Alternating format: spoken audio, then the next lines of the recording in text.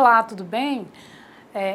Essa é a nossa segunda aula da disciplina Currículo e Trabalho na Educação Profissional e Tecnológica.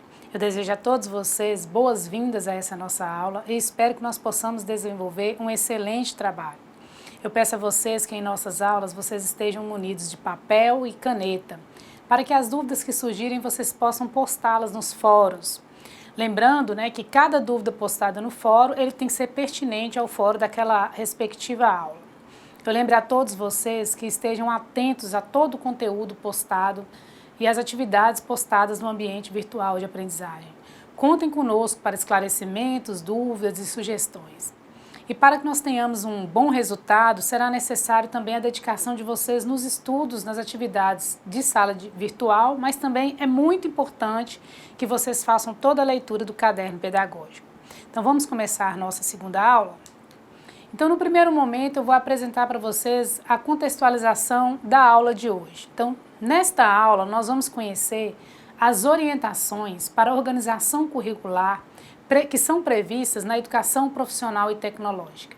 Então, para tanto, nós vamos considerar, primeiro, as diretrizes curriculares para a educação profissional e técnica, de nível médio, e as diretrizes curriculares para a educação profissional e tecnológicas de graduação. Então, nas orientações contidas nessas referidas diretrizes, nós observamos que há propostas e modelos para a educação profissional e tecnológicas tanto de nível médio, que sofrem variação quando a gente compara com o nível superior.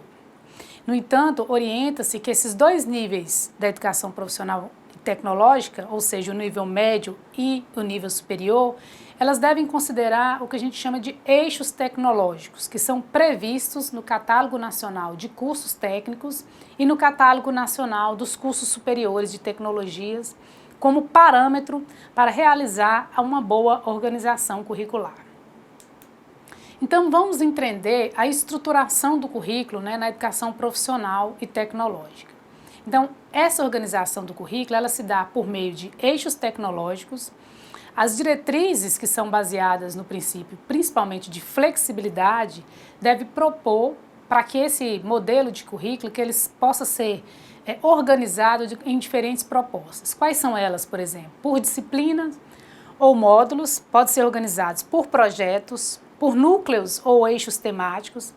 Então, a organização curricular nos diferentes níveis da educação profissional e tecnológicas, ela deve considerar matrizes tecnológicas específicas, ou seja, o conjunto de tecnologias que a gente chama de métodos, técnicas, ferramentas, referente àquele curso que é planejado.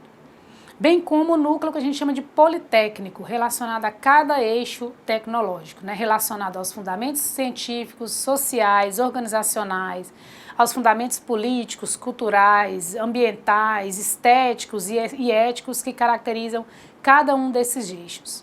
Então é bom lembrar que, se tratando de educação profissional, além da matriz tecnológica e do núcleo politécnico no currículo, deve-se considerar também os conhecimentos e as habilidades referentes à educação básica. Então, com base nos princípios da flexibilidade, da interdisciplinaridade, da contextualização e dessa integração entre teoria e prática, o currículo ele pode ser estruturado de diferentes formas ou de diferentes modelos, como apresentado nessa imagem. Então, vale ressaltar para vocês que as diretrizes curriculares para os cursos superiores de tecnologia orientam que os cursos eles poderão ser organizados por módulos que correspondem a qualificações profissionais que têm identificação com o mundo do trabalho, não pontuando outras formas de possibilidades de modelo. Vejam bem que por eixo temático, que é uma das formas de se conceber o currículo, as diretrizes, elas para a educação profissional e tecnológica, tanto de nível médio como de nível superior, elas orientam que, independente do modelo a ser adotado pela instituição, o currículo ele deve proporcionar vários elementos que favoreçam o amplo conhecimento da área profissional que está em formação e as habilidades necessárias ao exercício daquela profissão. Então, tomamos aqui alguns elementos que são apresentados nas diretrizes curriculares para a educação profissional e tecnológica, que são condensados de forma que a gente entenda essa matriz para o nível básico e superior que são detalhadas mediante as diretrizes curriculares. Então a gente percebe que a organização do currículo ele não é algo simples, requer estudo, análise, conhecimento relacionado tanto ao mundo do trabalho quanto às demandas educacionais e sociais. Porém, é importante assim, o planejamento, que a instituição adote um modelo de currículo coerente com as necessidades, principalmente da comunidade escolar, com aquelas necessidades contidas, principalmente no projeto político-pedagógico, resguardando, obviamente, as orientações legais para a educação profissional e tecnológica. Então, vejamos agora que nós tem assim, vários modelos de currículo de proposta. Então, vamos conhecer modelo de currículo que tem sido elemento de discussão, de experiência e debates em várias instituições, em vários níveis e modalidades de ensino. É importante vocês compreenderem que qualquer modo de organizar e desenvolver um currículo requer, primeiramente, o envolvimento de todos os sujeitos, que a gente chama sujeitos institucionais. Quem são eles? O corpo docente, o administrativo, o corpo discente. Então, como pensar a mudança no fazer o currículo, de propor o currículo? Vejamos a seguir que nós temos aí 4 formas de conceber o currículo. Pode ser por problema, por projeto, por rede ou por modos. Vamos entender aqui um pouquinho do currículo por problema. Nesse tipo de organização de currículo, parte do princípio que a aprendizagem ela não é linear, ou seja, ela se estrutura a partir da relação do sujeito com a situação que ele vive. Ao agir, ao fazer conexões entre as situações, o sujeito ele dá sentido, ele amplia o conhecimento, ele reelabora o conhecimento. Então, com base nessa concepção de aprendizagem, o currículo baseado em problemas, os conteúdos eles devem ser apresentados de forma integrada e a proposta pedagógica nessa forma de currículo ela deve ser baseada numa abordagem de ensino centrada no aluno. E o problema em questão é o mediador do processo ensino-aprendizagem. Vejam que com base nesse método baseado em problemas, os problemas são selecionados para o estudo baseado em situações diferentes e é importante que ocorra o aprendizado dos alunos, que eles devem dominar os conceitos selecionados em função dos problemas apresentados, que serão temas de estudo. Então, busca resolver esses problemas de forma crítica e reflexiva, tendo, obviamente, uma participação ativa e autônoma dos alunos nesse processo de ensino-aprendizagem. De que forma que isso concretiza? Os problemas eles são estudados em grupos de apoio. Então, com um professor tutor responsável por um grupo de 8 a 10 alunos. Cada grupo tem um aluno que assume a função de coordenador e outro que assume a função de secretário. No início, o tutor ele apresenta o problema para o grupo, para identificar, esclarecer os termos desconhecidos, analisar o problema, levanta hipóteses para descobrir as causas relacionadas. Então, após a discussão, os alunos formulam os objetivos de aprendizagem. E, num segundo momento, eles realizam estudos individualizados fora do grupo tutorial. Então, após essas fases, os alunos em grupos, eles discutem o problema com base em novos conceitos adquiridos durante a sessão tutorial. Então, como vocês podem ver, a sistemática de estudos por problemas, ele segue uma sequência lógica de organização. Nós temos também uma outra abordagem de currículo, que é chamado currículo por projeto. Um dos objetivos de currículo por projeto é integrar e contextualizar os conhecimentos. Então, assim como o currículo por problema, o currículo por projeto também, ela é baseado numa proposta centrada no aluno, nas necessidades educacionais do aluno. O currículo por projeto, ele proporciona a integração dos conhecimentos de forma contextualizada, uma vez que ele parte de uma temática significativa no processo ensino-aprendizagem. Então, a temática envolvida no problema, ela deve ser uma temática real, que pode ser oriunda tanto do conteúdo que os alunos estão vendo, quanto de um problema da sociedade atual, de uma experiência vivida pelos alunos, enfim, são diversas fontes para se levantar o problema. Então, o currículo por projeto, ele contribui para o desenvolvimento cognitivo e também para a capacidade reflexiva do aluno, a partir do momento que ele proporciona diversas maneiras de aprender, ou diversas formas de promover o ensino-aprendizagem. Nós temos uma forma também de currículo que é chamado o currículo por rede, ou também currículo hipertextual. Nesse formato, a gente considera o conhecimento como resultado de interação do homem com o meio. Ou seja, o homem ele é um sujeito inacabado. Sua interação com o meio, né, consequentemente a produção de conhecimento, também ela é inacabada, ela é provisória, ela é transitória. Então essa metáfora de currículo em rede, ela remete no seguinte sentido, à perspectiva de um conhecimento transdisciplinar. Nessa perspectiva, é como se fosse uma grande teia de conhecimento, onde os fios são puxados e tecidos, formando outros significados, criando novas formas de conhecimento, novas teias de conhecimento. Em outras palavras, o conhecimento é produzido com um emaranhado de conexões entre os sujeitos que são mutualmente relacionados. Então é importante ressaltar que o currículo em rede, o professor e o aluno ele pode criar e pode também recriar situações de aprendizagem de forma simultânea. Então promove experimentações, situações, numa prática de educação que a gente chama de educação à distância, como no curso que vocês estão fazendo. O currículo hipertextual, né, ou em rede, ele tem ampliado essas possibilidades de conhecimento nesse formato de educação, por possibilitar não apenas ligações rápidas entre conhecimento, mas também maior interação entre os sujeitos, diferentes, por exemplo, das práticas curriculares que a gente chama à distância de forma muito tradicional. Outro modelo de currículo, o formato, é o que a gente chama de currículo por módulo. O modelo de currículo por módulo, ele caracteriza por blocos de aprendizagem. Então, nessa perspectiva, o currículo ele é flexível, embora os módulos sejam autônomos e tenham cada um a sua especificidade. Neles deve se relacionar uns com os outros, de forma a compor, né, um conjunto articulado de conhecimento, visando, obviamente, a aprendizagem do aluno. Os módulos eles podem ser organizados de diferentes formas, por exemplo, por disciplinas, por temas e por problemas, desde que contemple os conhecimentos específicos da área que o curso pretende realizar. Então, como os demais modelos de currículo, o modelo por módulo ele também exige planejamento, novas formas de gestão administrativas, novas formas pedagógicas de tempo, de espaço, de recursos, novas relações entre professor e aluno, o acompanhamento de progressão do aluno de um módulo para outro, principalmente por meio dos processos avaliativos. Então, no ensino profissional, o modelo de módulo ele está relacionado com a perspectiva que a gente chama de currículo por competência, proposto como mais adequado, tanto por possibilitar a aquisição progressiva de competências pelo aluno, quanto por permitir a mobilização dele no processo formativo. O que viabiliza, pessoal, a possibilidade de planejamento, assim que a gente chama de itinerário formativo. Então, nesse tipo de currículo, os módulos eles são pensados a partir de análise do perfil profissional que quer formar, as competências para cada área profissional, a partir dessas análises que define o conhecimento e compõe quais são os conhecimentos que devem compor cada um dos módulos.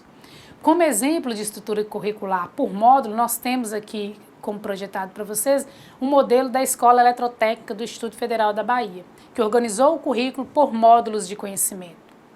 Então, os diferentes tipos de currículo nos levam a um tema importante que é o planejamento curricular. O que é o planejamento? O processo de planejamento, né?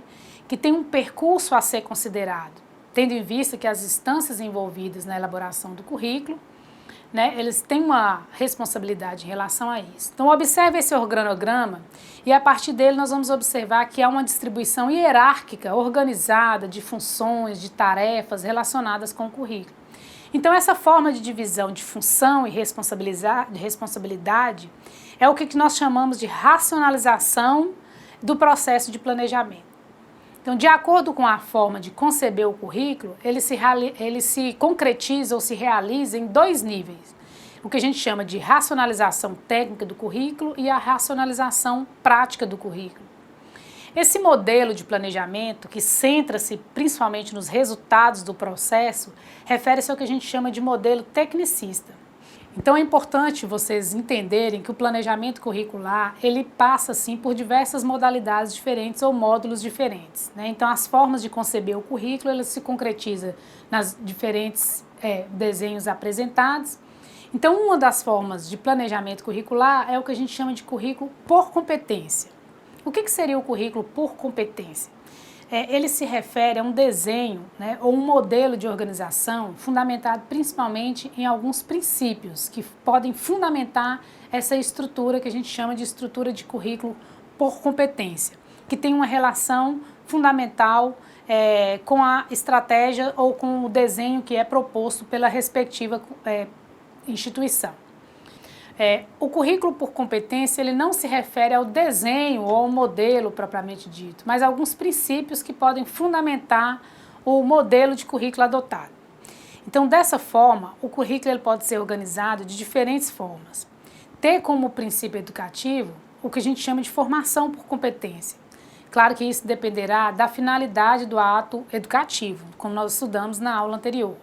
Por exemplo, em uma escola que não tenha como proposta ou como fim educativo formar um profissional com determinada competência, por exemplo, o currículo ele pode ser planejado pelas diversas formas pontuadas nas referidas diretrizes e não ter como princípio o que a gente chama de ensino por competência profissional relacionada a uma determinada área. Na educação profissional e tecnológica, uma das sequências para o planejamento curricular pode acontecer da seguinte forma. Então vejam nessa imagem que eu apresento para vocês. Primeiro, escolha do eixo tecnológico, é o primeiro momento. Depois você descreve as funções relativas às atividades profissionais relacionadas ao eixo. Posteriormente, você define o perfil do profissional que você quer formar. Então, definir os fundamentos técnicos a serem formados naquele aluno. E, finalmente, tão importante quanto é você estruturar esse perfil profissional relacionados aos conteúdos tratados. Então, como você pode observar, as competências elas não devem ser o centro do processo organizador do currículo, mas ela deve fazer parte do currículo. As competências profissionais devem estar contidas no currículo.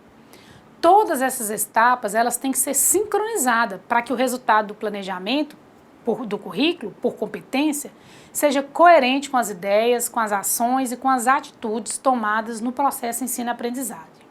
Então é importante entender essa formação curricular por competência, principalmente porque ela se concretiza no eixo ou no centro, na questão centralizadora da educação profissional e tecnológica.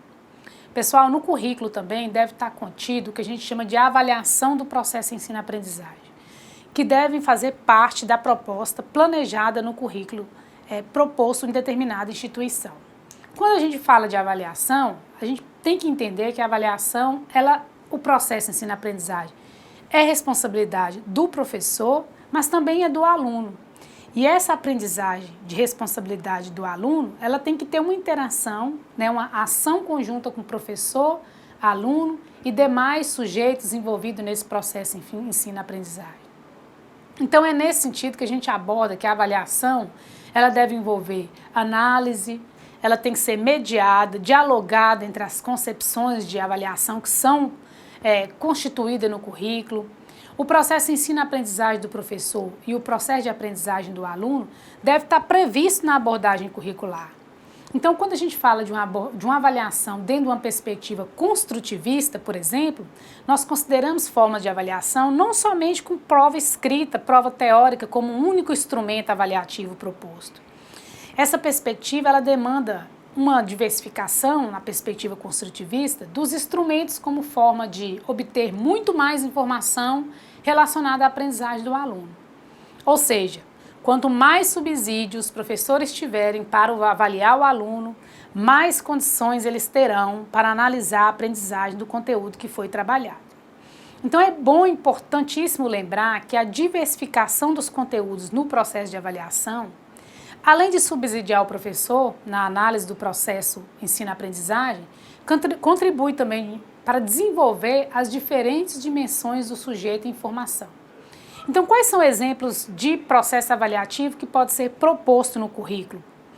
Elaboração de projetos, portfólios construídos pelos alunos, análise de situações de casos, mapas conceituais podem ser propostas relacionadas ao processo avaliativo. Então, quando a gente fala de currículo, além de conteúdo, forma de ensino-aprendizagem, a gente tem que pensar em formas de avaliação desse aluno, como eu expliquei anteriormente. Vejam, pessoal, que o currículo, a proposta de currículo, ela é amplamente complexa, porque ela envolve os aspectos conceituais relacionados às disciplinas, conteúdos abordados, bem como relacionados aí ao que trabalhar em sala de aula, Além disso, nós temos diferentes formas e abordagens de concepção de currículo, o que nós vimos na aula anterior e fundamentamos na aula de hoje. Essa estruturação ela deve considerar a instituição e o local de inserção dessa instituição. Quando a gente fala de currículo relacionado à educação profissional e tecnológica, é importantíssimo estruturar e pensar que nesse modelo de ensino ou nessa instituição será formado um profissional para atuar no mercado de trabalho. Então esse currículo ele tem que ser pensado em um currículo por competência profissional, porque esse sujeito, essa situação apresentada relacionada ao mercado de trabalho tem que ser um processo formativo capaz de colocar no aluno todas as competências para atuação relacionada à profissionalização técnica e na profissionalização também relacionada às questões humanas, nas questões de relacionamentos humanísticos que a sociedade requer. Então vejam que não é muito simples entender e construir a abordagem curricular, porque dela depende qual tipo de sujeito que eu quero formar, com quais competências técnicas, com quais competências formativas e, para além disso, eu preciso pensar numa formação humanística, de relações sociais, que esse sujeito seja capaz de estabelecer um elo formativo, de construir interações no mercado que ele irá atuar. Então, nós temos aí diferentes formas e problematizações e forma de pensar, de construir o currículo, que foi se desenvolvendo no decorrer dos anos, como nós podemos perceber ao longo da trajetória educativa, várias propostas de currículos, eles foram aparecendo aí e nós atualmente temos diferentes abordagens em relação ao processo ensino-aprendizagem, que leva em consideração os modelos de currículos que nós temos, as diretrizes curriculares que são propostas, as competências profissionais relacionadas a determinado curso ou a determinada situação educativa. Então, o processo educativo e o processo de elaboração de um currículo requer fundamentalmente o entendimento de que o processo de estruturação ele tem que ser pensado de forma coletiva, articulada e transdisciplinar com todos os sujeitos que são envolvidos naquele contexto educativo institucional. Finalizando a nossa aula de hoje, eu espero que vocês tenham construído os conhecimentos acerca do planejamento curricular. Eu espero que a aula tenha contribuído também fundamentalmente para que vocês possam entender esse processo de diferentes tipos de currículo, de estruturação voltada para a educação profissional e tecnológica, que tem conhecimentos e que tem atuações bem específicas relacionadas principalmente às questões da competência profissional.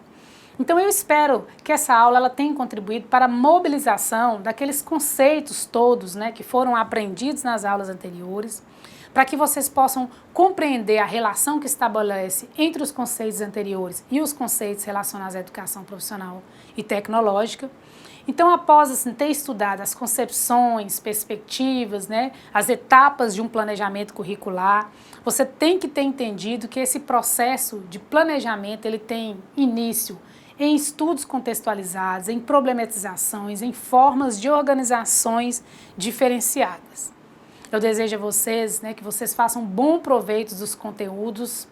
Lembre-se sempre de acessar a sala virtual, participar dos fóruns, postar as dúvidas, as atividades. Não se esqueça da leitura do caderno didático. Bons estudos a todos vocês, um grande abraço, fiquem com Deus.